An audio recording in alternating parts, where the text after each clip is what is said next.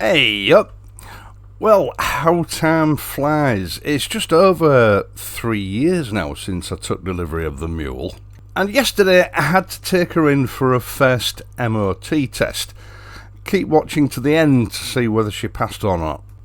Now, MOT tests for motorcycles come up quite regularly in the comments section.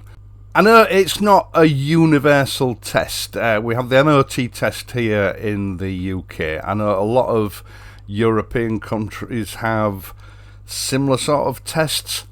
I mean, I know certainly in Spain there are really strict testing. You're not allowed to have any aftermarket parts on your bike. It must be as it was delivered. Otherwise it's an instant fail. Now, it seems to me the people who most likely are going to have issues at MOT testing day are those that just ride the bikes, don't clean them very often, don't really maintain them, and then, they're shocked when they find out they're going to have to spend X amount of £100 to get the bike suitably repaired to get it road legal again. So I thought what I would do in this video, I would go through the MOT for a motorcycle, what the MOT tester actually tests for, what he's looking out for, and perhaps provide you with a few tips, a little sort of 10-15 minute procedure I usually go through to, make sure I've done as much as I can to make sure that the bike will get through its MOT. It's not complicated, it's not a guarantee that it will pass, but I think it is good practice. And it certainly leaves you in a situation where you're better prepared than if you're not prepared at all. Anyway, we'll come to that in the second half of this video. First of all, this is for the UK only. I'm referring to the government website for MOT testing for motorcycles. So when it comes to your motorcycle being ready for its MOT, you can sort of click onto it and just have a look and go through the checklists.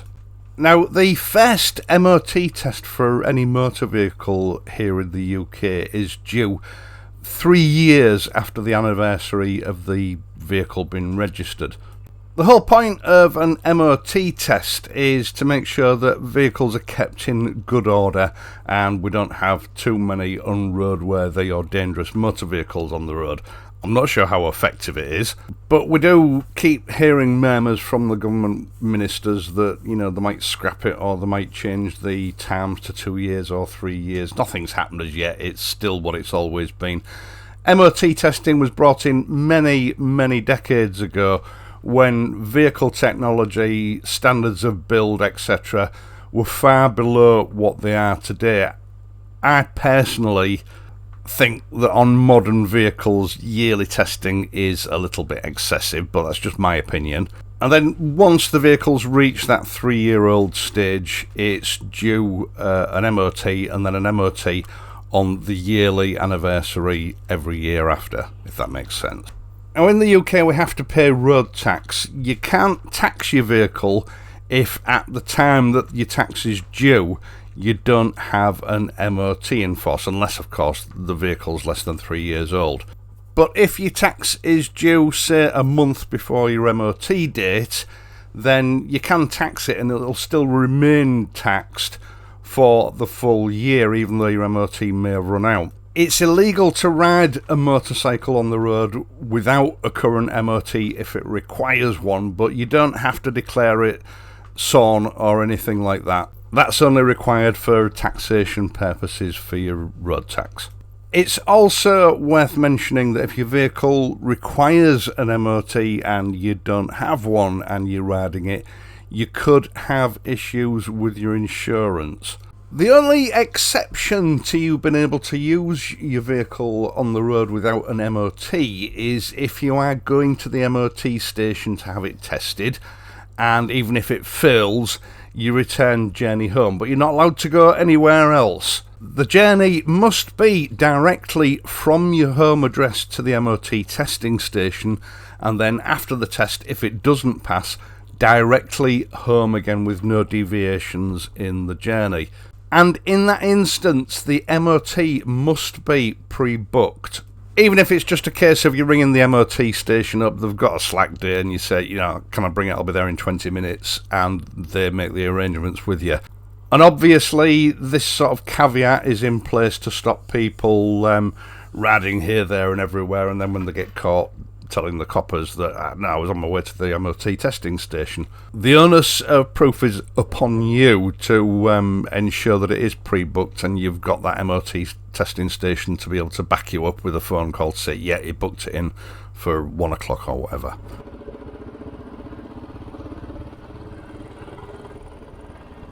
Now, the perverse thing about an MOT certificate is really it only guarantees that your vehicle was roadworthy for that half an hour or hour that it was at the MOT testing station at actually being tested. It doesn't indemnify you against any other sort of faults occurring on your motorcycle between the testing day and the anniversary of the testing day when it's due for retest. So if you get a new MOT valid for a year and then on your way home from the testing station a brake light goes out and you get pulled, you're still committing an offence, although I think you do have some mitigation, and a sensible policeman should cut you some slack and maybe just issue with a vehicle defect rectification form if they still do those. But ultimately an MOT certificate doesn't give you any sort of legal get out for defects that may occur after you've left the MOT station. The onus of responsibility is still on you, the owner or rider, to maintain that vehicle in a roadworthy condition. Now, I had hoped to take my camera along and sort of video the MOT test, even if it was just from afar from the doorway, but unfortunately DESRA regulations, and that's the governing body that controls MOT testing stations, doesn't allow video or audio recording during an MOT test, so I wasn't able to do that, hence you're looking at this video now. For a motorcycle, the MOT test does not cover the condition of the engine, the gearbox or the operation of the clutch. Now, I've heard people say that the engine doesn't actually have to run in order for a motorcycle to pass an MOT test. The problem with that is that they need to check out the exhaust system to make sure that that's in good working order, and they can only do that when the engine is running, so I don't think that's the case. Now, what they do test for is the drive chain and sprocket. They must be in good condition, properly adjusted and in alignment. Don't take the bike in with them covered in, half an inch of crud so the chain can't be properly examined. They might fail the bike if they're unable to ascertain the condition of the chain. Next up is the exhaust system. It will be checked to ensure that it's secure, i.e. not falling off, and that it's complete, i.e. there are no bits missing. As a general rule, it will be expected to carry exhaust gases from the engine complete to the tail end of the exhaust without any sort of gases escaping on the way through. Doesn't matter if there's rust on it, as long as there isn't rusty holes that are allowing gases to escape. Also, they will be checking it for excessive noise. Now, this is down to the discretion of the actual tester. It will be he or she who determines whether or not your exhaust is too loud.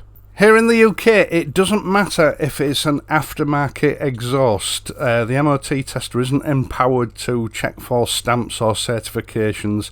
He simply has to check the condition and the function and the noise output of the exhaust. So it doesn't matter if you have an aftermarket pipe. They don't test emissions, so it doesn't matter at the moment if there's no catalytic converter, when really there should be. They will also check rear wheel alignment to make sure that it runs in line with the wheel in front of it when the steering's straightened up. It's very easy when adjusting a chain to not realign the rear wheel properly, so ensure that it is straight. Next up, he will check your registration plate to ensure that it's the correct size, that it's clean, damage free and is clearly legible from the specified distances. Then we get onto the seat. Your seat will be checked in conjunction with your footrests. First of all, to make sure that the seat is in reasonable condition and that it is fitted securely. But where people sometimes get caught out is when they've deleted the rear foot pegs for the pillion passenger, but they still have a pillion seat fitted. If you have a pillion seat but there's nowhere for a pillion to put the feet, it will be a fail. Now, I can't find any examples to draw reference one, but if you've deleted your rear seat but you still have rear foot pegs fitted, you might also find that you'll fail. So if you take your rear seat pad off, remove your rear foot pegs, and don't remove your rear foot pegs if you have a dual seat. Next, they'll check your fuel system to make sure that everything is secure and in working order, but also that there are no fuel leaks. They'll also check the operation of the throttle to make sure that it turns smoothly and that it doesn't snag or jam. Also check the operation of the horn and the operation and condition of the clutch lever. Now, it doesn't matter if the clutch lever is slightly bent or even if the end is broken off. This is down again to the tester's discretion. They will ascertain whether or not the clutch can easily be used in the condition that it's in. Obviously, they'll also check all external lights to ensure that your headlamp on main beam and dip is functioning correctly, that the alignment is correct, i.e. they might fail it if your headlamp is pointing up into the sky. Well, actually they definitely will. They'll also check that all your indicators are functioning correctly, that your tail light is functioning, and that your brake lights are correctly functioning. Moving on.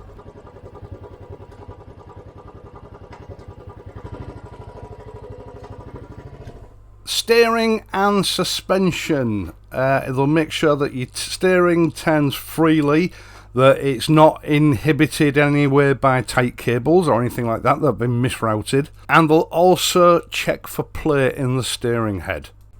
Now, your suspension, there's limits to what they can do. They'll probably just bounce up and down on it to make sure that, it does appear to be working correctly. But one thing to be aware of is any fluid leakage from your suspension. Pitted forks were the old thing. It doesn't seem to be as common these days. Or damaged seals on your front forks where the actual hydraulic fluid is escaping from time to time under compression.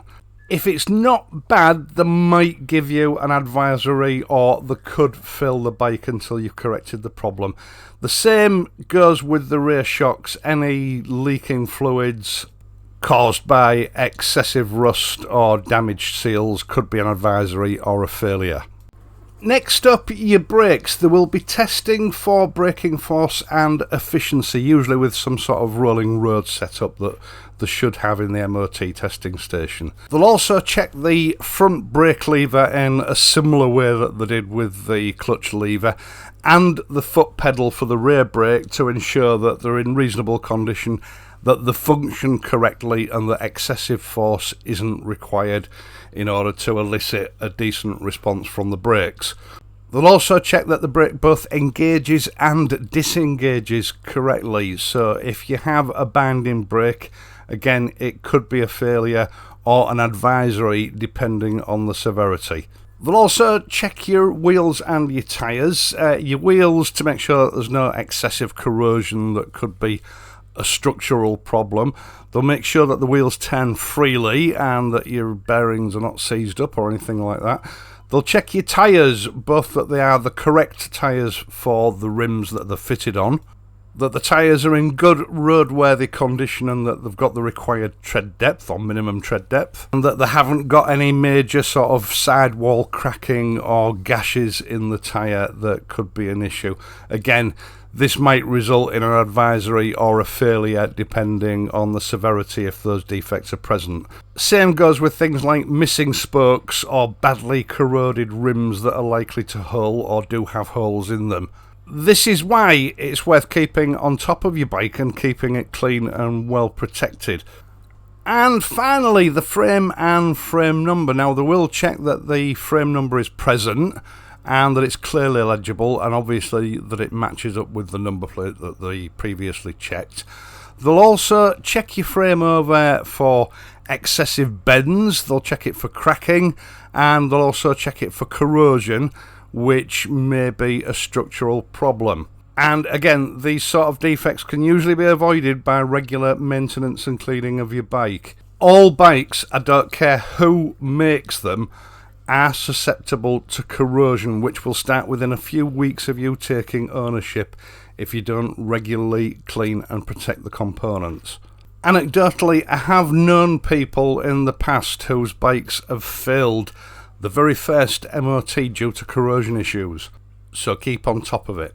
Now, it's worth mentioning the tester is not allowed to dismantle your bike in any way in order to investigate any issues that he thinks might be there. He's only allowed to visually inspect what is visible without dismantling the bike, if that makes sense. So don't expect him to be removing tanks and side panels and seats and stuff like that to examine your frame. He shouldn't be doing that. Now, I've always believed, and this is just my opinion, that the key to a positive experience when it comes to MOT time is regular maintenance of the bike yourself, keeping it clean and keeping it well protected. Now, as I've already explained, there are various aspects of the MOT test which are discretionary, i.e. the actual tester himself can decide whether it's a fail or an advisory or a pass. It's his or her opinion. Now, if you turn up with a rusty, filthy bike that, is difficult to inspect, instantly you're at a disadvantage. For a start, it shows the tester that you don't care about your bike and you don't look after it. So psychologically, you're on a loser from the start. Secondly, if he or she can't easily inspect components because they're covered in crap, it's probably going to annoy them. And when it comes to the discretion part of it, they're probably not going to be quite as generous as they would have been if everything was easily accessible and easy to see. So do yourself a favour, before taking it into the MOT testing station, make sure that your bike is clean and polished up. Make sure that your chain is freshly checked or adjusted if necessary, has been cleaned and has been re-lubed without excessive use of lubricant. If it's obvious when your bike's presented to the tester that you respect your machine and you look after it, is more likely to have respect for you when it comes to making a decision as to whether something is an advisory or a fail. You can rectify something that comes up as an advisory in your own time. If it's failed, you've got to get it sorted out within a specific time limit for retest, which financially could be an issue for you. Now, when you've got your bike nice and clean, spit and polished up as good as new, go over all those points that I've mentioned in the previous half of the video. As I've said, I'll leave a link in the video description to the UK DVLA checkpoints for MOT testing, so you can use that to refresh your mind as you go over the bike. But there's three main points I want to mention. One thing is brake light switches. Sometimes they jam in, especially if they're caked in old grease and muck. If it happens to jam in when they're testing the bike, it might be an advisory, but it's more likely to be a failure. So make sure that the switch itself is clean with some light lubricant on it if required, to make sure that on the day it operates correctly. The other thing is the use of maintenance spray to protect your bike. I advocate using it, but on the test day, if you do use it, only use a tiny amount. If there's excessive oil dripping down your fork stanchions and collecting around your seals, or likewise on your rear suspension, he may decide that you have a leak and fill the bike, and is quite within his rights to do so. So if you do use maintenance sprays on your suspension prior to taking it in for its MOT, I'll just give it a little wait before you go to make sure there isn't too much of it that might provoke that response. Two more things to consider if you like to customise your bike. LED bulbs in a headlamp bowl that is designed for incandescent bulbs. I believe they are now illegal. It's something to do with the way it affects the pattern. So if you've put an LED bulb in your headlamp and it was originally a halogen, stick the halogen back in before your MOT test. Then there's exhausts. Now if you've got a particularly rorty exhaust that is very likely to fail, hopefully you've kept your OEM exhaust, slap that back on before you take it in for its MOT. It will save you some hassle on the day. So it is well worth, on the day of the test, before taking it in, bearing in mind those checkpoints that I've already mentioned, going over your bike and ensuring that everything is as it should be. Now, it won't ensure that your bike does pass its MOT, because at the end of the day it's your opinion against the tester's opinion, and it's his opinion that counts. There is an appeal system if you feel that, you know, the tester's got it wrong, but I'll tell you now, I know of 2 or 3 people who've tried that route and none of them have been successful. It's quite a lengthy, difficult process to go through. Not necessarily going to get the results that you want. You're better off just doing everything you possibly can to make the bike right, and then if there is an issue, pay to get it fixed. After the test, the tester usually will be quite open about what he expects to be done in order for the bike to pass its MOT. Right, once again, thank you so much for taking the time to watch this and my other videos, and in doing so helping to support this channel. I really do appreciate it. I'd also appreciate it if you would leave a like, subscribe to the channel if you're not already a subscriber, and if you do subscribe, hit the notification bell and ensure that your notifications on your account are enabled. That way YouTube hopefully will let you know whenever I upload a new video. I am of course going to be back on Friday, so until then please ride safely and I'll see you soon. Oh, and the Mule passed, by the way, flying colours.